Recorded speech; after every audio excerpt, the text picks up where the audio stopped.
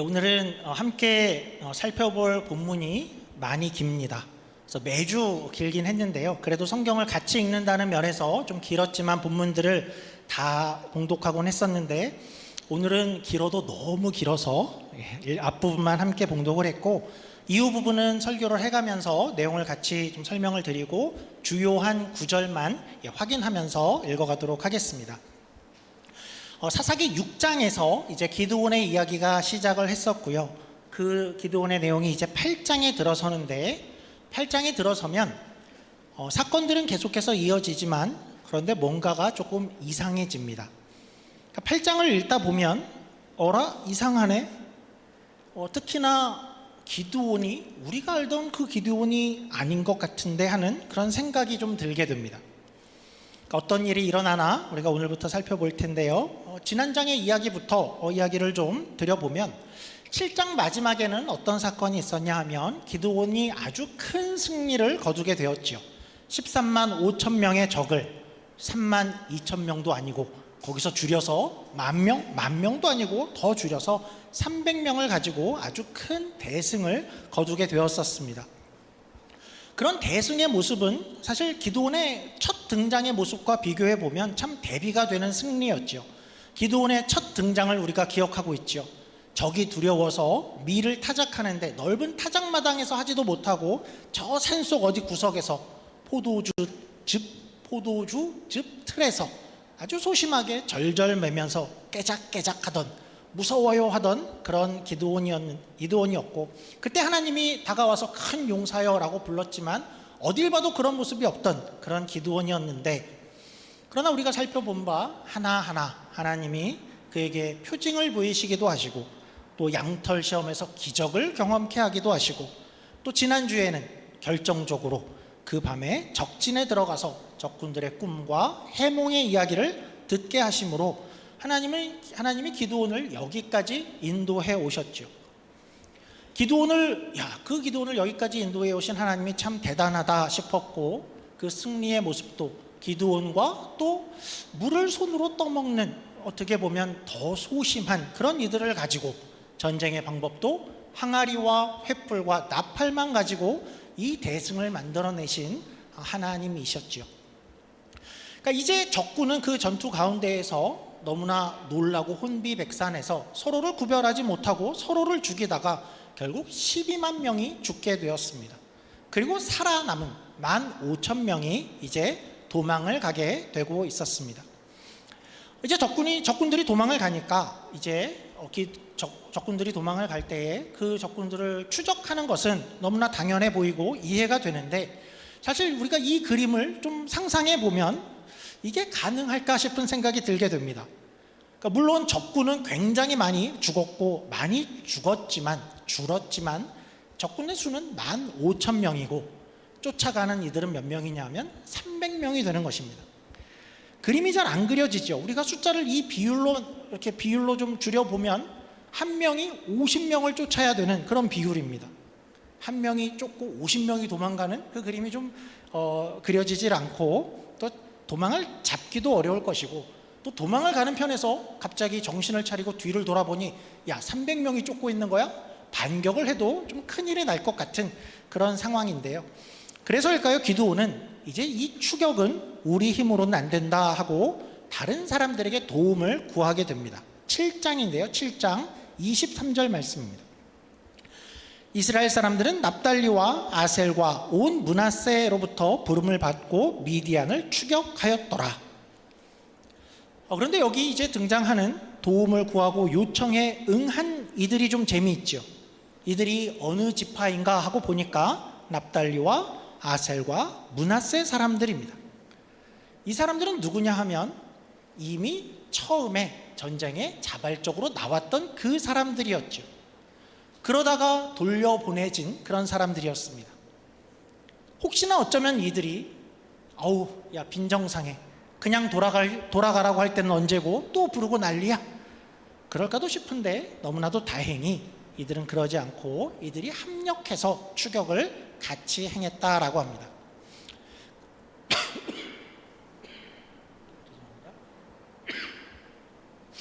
그런데 이제 이 정도로도 추격이 쉽지 않아서 기드온은 다른 한 지파에게 도움을 청하게 되는데 에브라임 지파의 사자를 보내서 도움을 구합니다.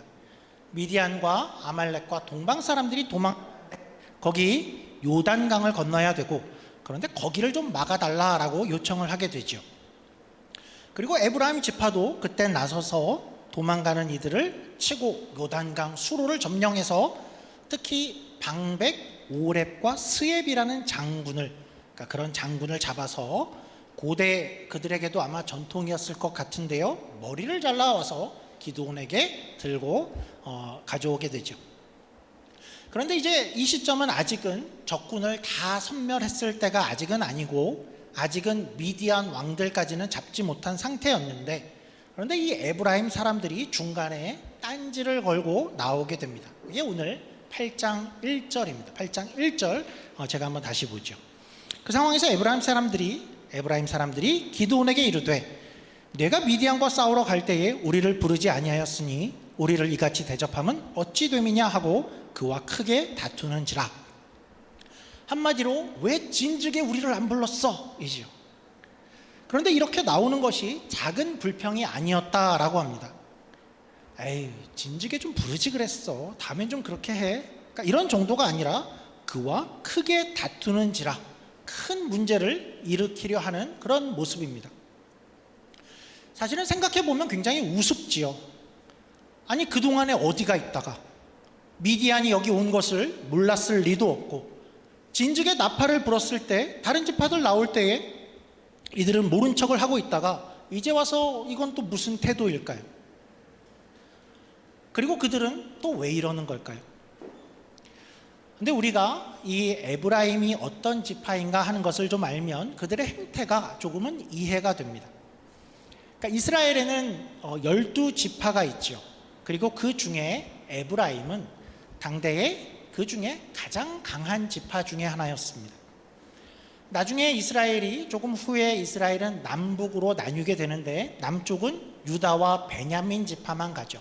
베냐민은 워낙에 작은 지파여서 남쪽은 유다라고 부르게 되고, 북이스라엘에는 10지파가 합류를 하게 되는데 거기는 나중에 에브라임이라고 불릴 만큼, 그만큼 에브라임은 굉장히 센 지파였습니다. 그래서 그들은 지금 자존심을 부리고 있는 것이죠. 자신들이 이 큰 싸움과 큰 승리에 빠졌다는 것이 스스로도 좀 창피하기도 했고, 여기서 배제됐다는 것이 좀 약이 오르기도 하고, 그러면서 이 승리 가운데 다른 지파들의 위상이 올라가거나 또 기드온이 인정받고 위상이 높아지는 것에 대해서 그것이 싫었던 것이죠. 그래서 왜 우리를 안 불렀어? 불렀으면 우리가 가만히 있었겠어? 이런 말도 안 되는 딴지를 걸고 나온 것이죠. 말이 안 되는 모습입니다. 그런데 이런 사람들의 이 모습은 참 낯설지가 않습니다. 이런 사람들은 고대에만 있는 것이 아니라 현대에도 있죠. 회사에 가도 있고, 학교에도 있고, 이웃에도, 교회에도 있습니다. 문제가 생기면 조용히 뒤로 빠져 있다가 해결이 되면 같이 전공을 누리려는 그런 사람들이죠. 문제가 생겼는데 그것을 같이 발견했는데 그때는 조용합니다. 아무도 눈치를 못 채게 가만히 뒤로 빠지는 이들이 있습니다. 그리고 다른 어떤 몇몇이 이것을 해결하기 위해서 동분서주를 하죠. 때로는 그들은 상처를 입기도 하고 손해를 보기도 하고 많은 수고를 하게 됩니다. 회사에 가도 늘 책임을 지고 뛰는 사람들이 있고, 교회에도 문제 앞에 가장 앞서는 그런 사람들이 있습니다. 사람들을 만나고 해결하려 하고, 밤에도 사람들을 만나고, 그렇게 어렵게 해결을 하고 나면 가만히 있다가 전공을 누리려는 그런 사람들이 있습니다. 참 얄밉지요. 근데 기드온은 이때 어떻게 할까요? 어떻게 해야 맞는 것일까요? 좀 재미있는 것은 이와 정확히 같은 모습이, 같은 일이 사사기 불과 몇 장 뒤에 다시 한번 나타납니다. 그리고 그때도 또 에브라임입니다. 때는 사사 입다라는 사사의 시기인데요, 암몬 사람들이 또 이스라엘을 몹시 괴롭혔고, 그때 사사 입다가 일어나서 사람들과 함께 이 적을 물리치게 됩니다. 그러자 그 전쟁이 끝나자 에브라임이 또 나서지요. 성경으로 한번 보죠. 사사기 12장 1절입니다. 에브라임 사람들이 모여 북쪽으로 가서 입다에게 이르되 내가 암몬 자손과 싸우러 건너갈 때에 어찌하여 우리를 불러 너와 함께 가게 하지 아니하였느냐? 우리가 반드시 너와 네 집을 불사르리라 하니. 참 똑같죠. 변하질 않습니다. 그리고 크게 다투는 모습입니다.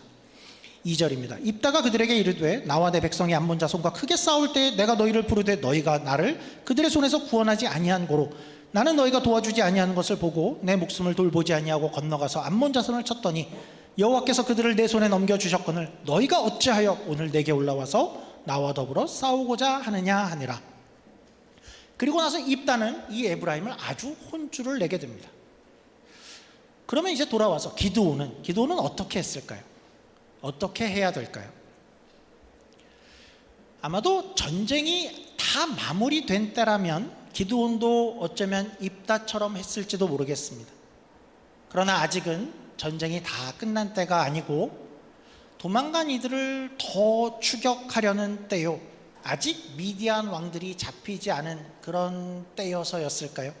아니면 기드온은 입다처럼 강한 이가 아니었고 또 강한 지파 에브라임이 좀 두려워서였을까요? 기드온은 후일에 입다처럼 하지 않고 에브라임을 회유하게 됩니다. 오늘 8장 2절 3절입니다. 한번 눈으로 보시면 그러니까 이런 거죠. 기드온이 이렇게 얘기하는 겁니다. 아이고 내가 한 일이 뭐 그렇게 대단한 것이겠습니까? 에브라임의 끈물 포도가 아비에셀의 만물 포도보다 낫다. 우리의 가장 좋은 것이 당신의 가장 못한 것보다 못합니다. 당신이 더 큽니다 라는 것이고, 우리가 뭐 12만 명 죽인 게 뭐 대단하겠습니까? 오렙과 스엡을 그 잡은 일이 대단하지 않습니까? 아이고 형님 노여움 좀 푸십시오. 그러니까 이렇게 나온 거죠. 그러니까 일단 기드온은 이 일을 그렇게 마무리하고 그리고 나서 다시 추격을 재개하게 됩니다. 우리 4절도 보죠. 4절입니다. 기드온과 그와 함께한 자 300명이 요단강에 이르러 건너고 비록 피곤하나 추격하며, 이 추격하는 이들이 어땠냐 하면 그들은 매우 피곤하다라고 합니다. 전쟁을 했던 하롯 골짜기에서 여기 이제 요단강을 건너서 이후 추격하는 이 거리가 얼만큼 되었을까 그랬을 때에 아마도 한 100km 정도는 됐을 거다라고 이야기를 합니다. 그러니까 생각을 해보면 이들은 어제 밤부터 밤을 꼴딱 샌 거죠. 그리고 전쟁에 참여했고 그리고 나서 수십 킬로미터를 먹지도 못하고 계속 달려서 추격을 해온 것이었습니다. 피곤하겠죠. 정말 피곤했습니다. 그런데 그런 와중에 이제 추격을 하다가 마을을 하나 발견하게 됩니다. 너무 반가웠을 것입니다. 더구나 거기 사람들은 동족입니다. 그래서 우리가 이제 어떤 상황에 있고 이러하니 이런 도움을 요청하게 되는데요. 그게 5절입니다. 그가 숫곳 사람들에게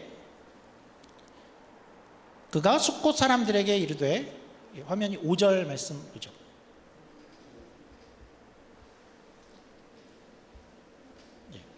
제가 읽어드릴게요. 그가 숫곳 사람들에게 이르되 나를 따르는 백성이 피곤하니 청하건대 그들에게 떡덩이를 주라. 나는 미디안의 왕들인 세바와 살문나의 뒤를 추격하고 있노라 하니. 그런데 이제 숫곳의 사람들이 뜻밖의 기드온에게 협조를 하지 않습니다. 그들은 이런 식으로 답을 하는 거죠.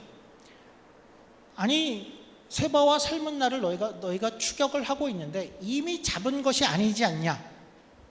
우리는 너희 편을 들 수가 없다, 못 도와준다라고 단호하게 말을 합니다.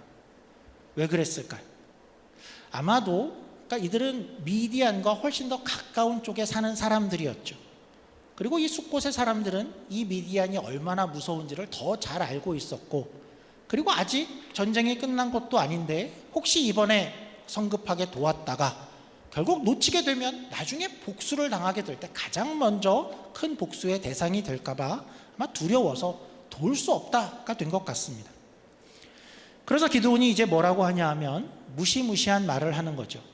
그래? 그러면 너희를 가만두나 봐라. 내가 돌아올 때에 너희를 들가시와 찔레로 너희의 살을 찢으리라.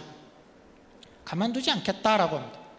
그리고 조금 뒤에 가서 이제 분우엘이라는 곳에 도착을 했는데 거기서도 똑같이 도움을 요청했는데 똑같은 이유로 또 거절을 당하자 기드온은 내가 너희를 돌아올 때에 다 헐어버리리라 라고 선포를 하게 되죠. 그리고는 계속해서 이제 추격을 하게 됩니다. 그동안 세바와 살문나는 15,000명의 적들과 함께 그들은 꽤 멀리 도망을 가게 된 것 같습니다. 성경에는 이 적들이 어디까지 갔는가 하는 것을 이 적들이 거기서 이제는 안심하고 있었다라고 합니다.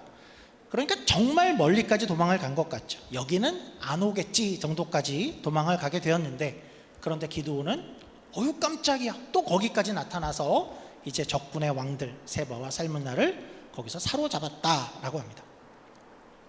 그리고 돌아오는 길에 뭘 했겠습니까? 숫곳과 분우엘 사람들 그 도시에 가서 거기 그 사람들을 정말로 다 죽이고 성을 부수고 다 징벌했다라고 합니다.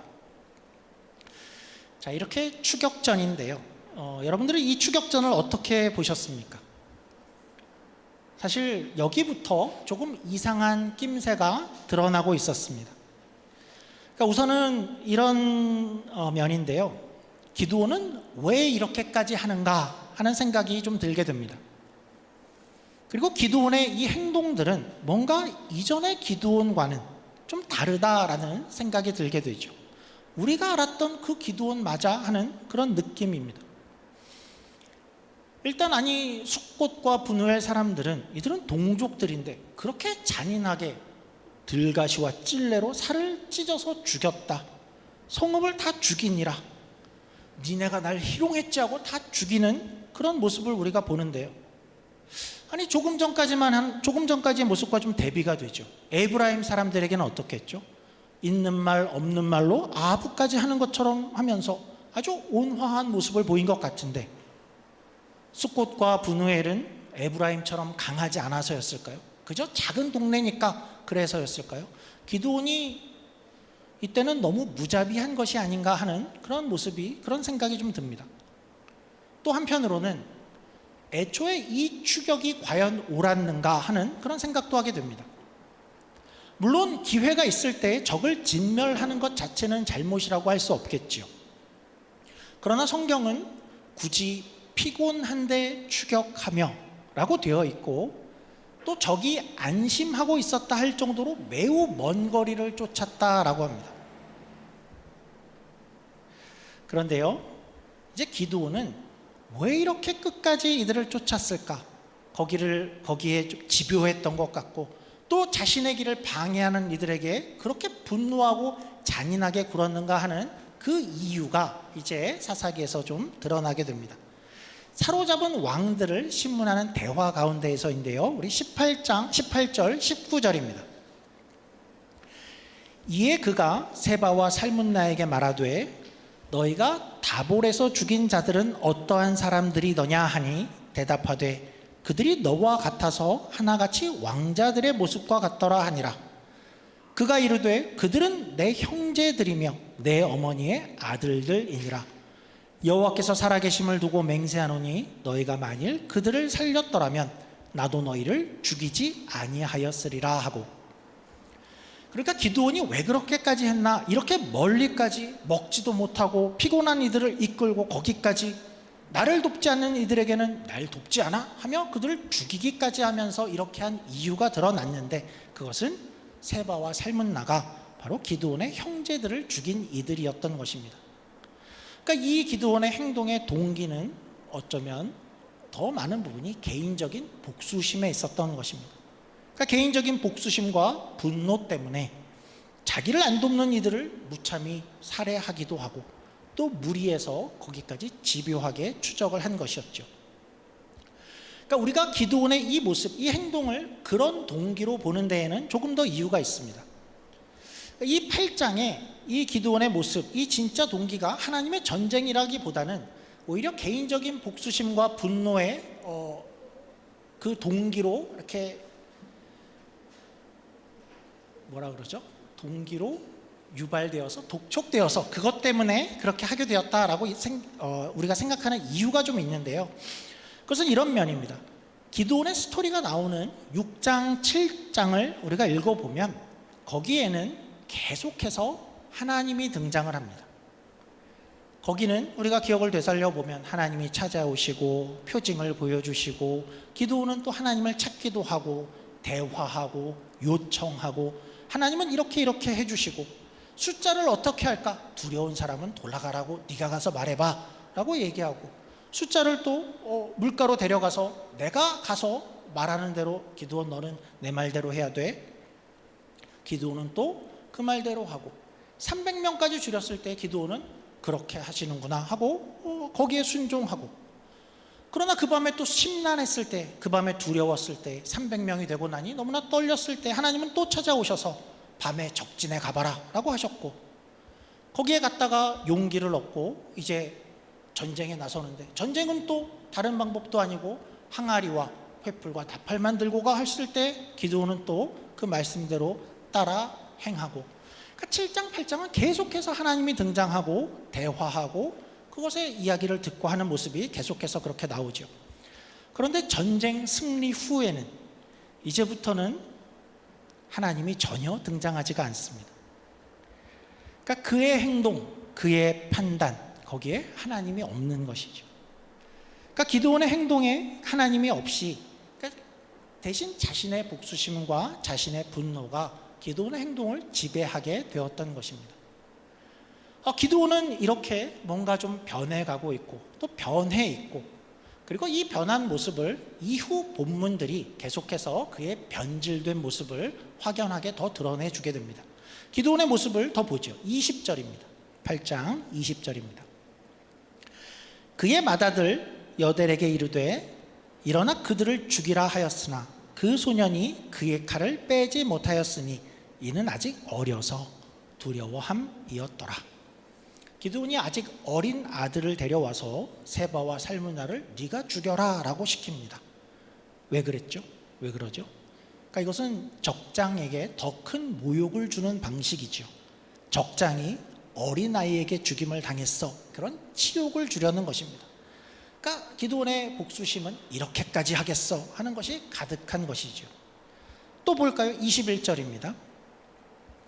세바와 살문나가 이르되 내가 일어나 우리를 치라. 사람이 어떠하면 그의 힘도 그러하니라 하니 기드온이 일어나 세바와 살문나를 죽이고 그들의 낙타 목에 있던 초승달 장식들을 떼어서 가지니라. 기드온은 그들을 죽인 후에 초승달 장식들을 떼어 가집니다. 이건 뭐지요?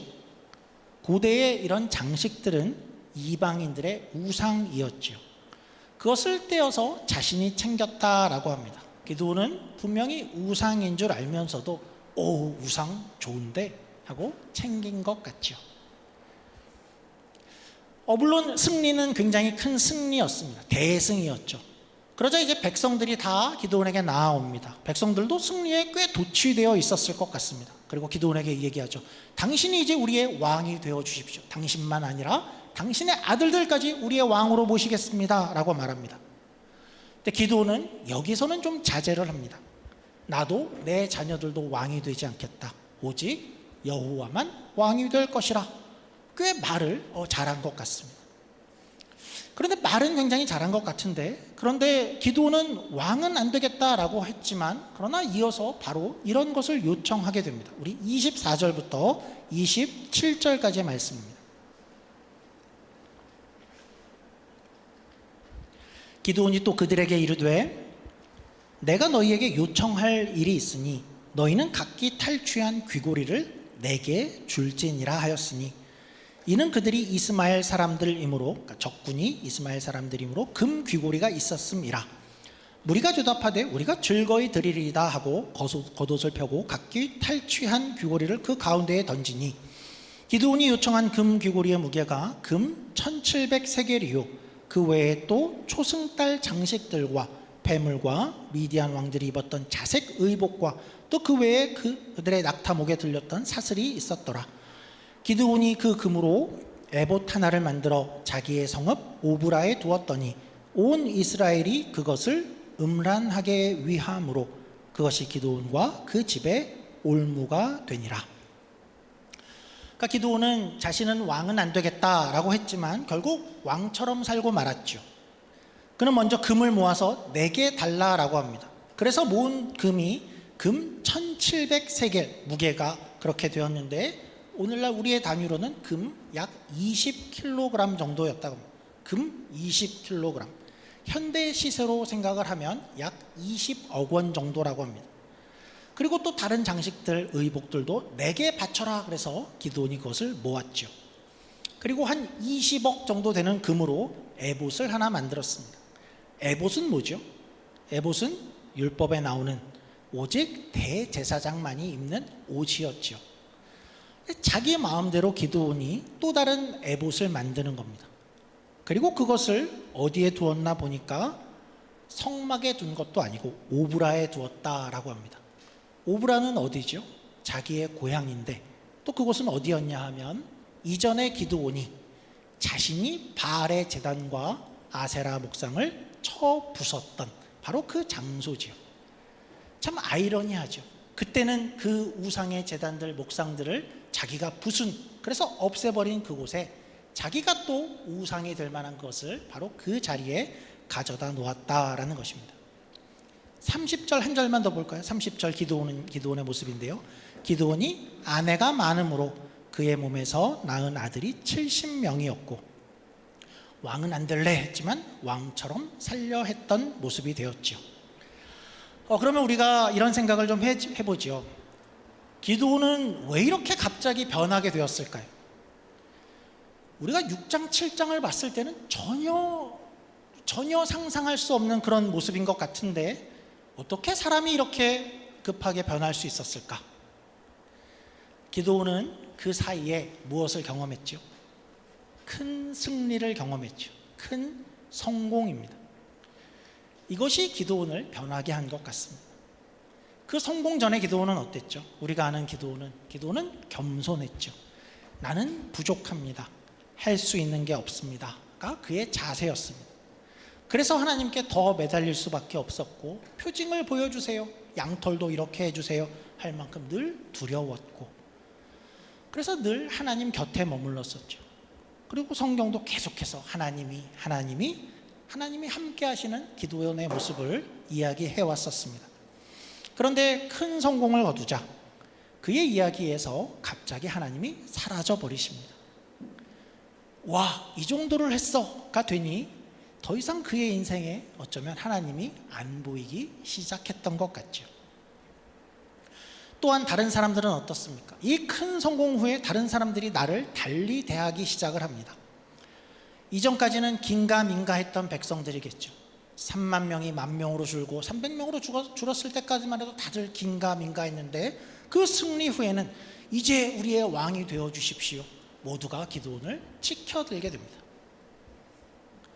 이제 기드온은 이제는 좀 내 마음대로 살아도 될 것 같아가 되었던 것 같죠. 저 초승달 목걸이 좋은데 내가 좀 가지지 뭐. 내 마음의 복수심 이거 좀 펼쳐야겠어. 내 마음의 응어리도 좀 화끈하게 풀고 나는 왕은 안 될 것이요. 말은 멋있게 했지만 금들은 나한테 갖고 오시오.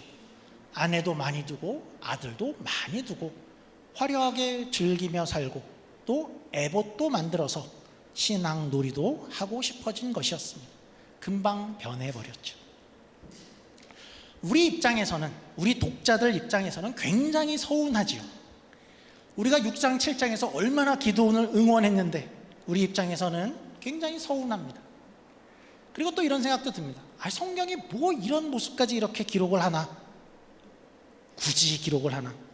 근데 우리가 다시 한번 발견하는 것은 성경은 위인전이 아니다라는 것이죠.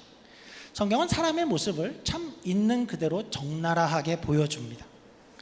7장까지의 기드온에서 상상이 안 됐던 모습을 8장에 사람이 이렇게 될 수 있어를 참 적나라하게 보여주는 것이죠.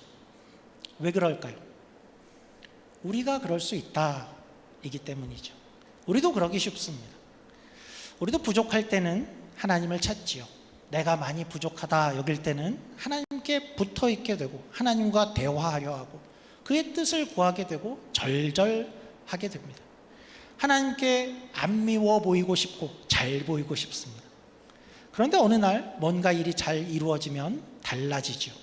승리나 성공 같은 것이 우리 인생에 나타나게 되면 직장을 구하고 경제적 어려움을 가지고 있을 땐 참 연약하게 하나님을 구하다가 상황이 나아지면 우리도 변하기가 쉽습니다. 사업을 처음 하는 사람은 너무 힘겨워서 하나님과 동행하고 하나님께 표징을 구하게 하기도 하고, 너무 절박해서 막 양털을 가져와서 하나님께 좀 해보려고 하기도 하고, 하나님을 찾다가도 사업이 잘 되기 시작하면 그때부터는 내가 하고픈 것을 하며 삶을 살아가기가 쉽죠. 그 인생에서 하나님이 점점 사그러드는 것입니다. 성경에는 이런 인물들이 많습니다. 우선 사울 왕이 굉장히 비슷합니다. 사울 왕은 우리가 좀 못된 왕 이렇게만 기억을 하기가 쉬운데, 그의 처음은 그렇지 않았죠. 사울 왕이 처음에 왕으로 택함을 받았을 때 그는 이런 얘기를 합니다. 나는 가장 작은 베냐민 지파의 사람입니다. 베냐민 지파 중에서도 작은 사람이고, 우리 지파, 우리 가정은 그 지파 중에서도 작은 자, 미약한 지파입니다. 굉장히 자기를 낮췄던 사람입니다. 그런데 블레셋 승리 이후, 이번에도 승리 이후에 사무엘이 와서 제사를 집전해야 되는데, 이거 이제는 내가 좀 해도 되는 것 아니야? 그는 굉장히 많이 변해졌었죠. 또 아말렉과의 전투에서 또 승리한 이후에는 사울이 자기를 위하여 기념비를 세웠다라고 하죠. 하나님의 승리가 아니라 자기의 영광. 승리 후 사울은 또 변했었죠. 솔로몬도 그렇죠. 다른 모든 것보다 하나님의 지혜를 구했던 왕이었고, 솔로몬의 성전을 건축한 그런 성과를 거둔 솔로몬이었지만, 그의 말로를 우리가 알죠. 시간이 지나면서 결국 부귀영화와 또 많은 첩들과 우상을 들여온 그런 사람이 되고 말았습니다. 우리는 어떨까요? 혹시 우리가 어떤 성취나 또 성공, 좀 안정된 이후에 우리도 좀 달라져 버린 것은 아니었을까? 이전엔 안 그랬는데 삶이 평안하고 조금 안정되어지고 나니 우리가 예전과 같지 않고 달라진 것은 아닐까? 가장 두려운 것은 이런 것이죠. 우리는 우리도 모르는 새에 그렇게 변질될 수 있다라는 면이죠. 기드온이 그랬을 겁니다. 자기가 의도하지 않고 자기가 변해가는 것을 스스로 자각할 수 없이 그렇게 순식간에 변해갔을 것입니다. 성경이 기드온의 이야기를 하면서 긍정적인 이야기에서 그의 인생의 이야기를 끝내는 것이 아니라 그의 말로를 이렇게 적나라하게 보여주는 것은 오늘날 우리에게 메시지를 주기 위해서일 것입니다. 내가 혹시나 기드온처럼 변해가는 것은 아닌지, 나도 그렇게 될 수 있다라는 경고의 말씀이겠지요. 선줄로 생각한 자 넘어질까 조심하라 라고도 성경이 이야기를 했는데요. 우리가 오늘 이 말씀을 근거로 자신을 좀 돌아볼 수 있는 하루가 되면 좋겠습니다. 이전에 하나님과 더 많이 함께 있고 함께 지내고 하나님께 더 절박했고 하나님과 함께 거하기를 소원했던 우리가 우리의 인생에서 하나님이 조금씩 적어지기 시작하고 사그러들고 있다면, 우리가 기도원을 모델 삼아서 우리의 삶을 다시 한번 정비하시는 저와 여러분이 되기를 주님의 이름으로 축원합니다. 기도하겠습니다. 하나님 감사합니다. 기드온의 이야기 속에서 참 두려운 장면을 우리가 목격을 했습니다. 그렇게 좋아 보이던 기드온이었고, 그렇게 하나님과 함께하며 모든 것이 다 형통해 보이던 기드온이었는데, 승리 이후에, 성공 이후에, 뭔가 되어진 이후에 점점 기드온 자신도 모르게 변해가는 그 모습을 함께 확인을 했습니다. 하나님, 혹시 우리는 그렇지 않은지 돌아볼 수 있기를 원합니다. 우리가 의도하지 않고 우리가 그 길로 달려가려고 결단하지 않지만 어느새 우리도 그러한 자리로 가고 있는 것은 아닌지, 이미 와버린 것은 아닌지 우리의 삶을 다시 한번 돌아보게 하시고, 하나님이 우리 삶에 얼마만큼 함께 하시는지, 개입해 계신지 다시 한번 돌아보는 우리 모두 그런 하루가 되게 하여 주시옵소서. 감사하며 예수님 이름으로 기도드립니다. 아멘.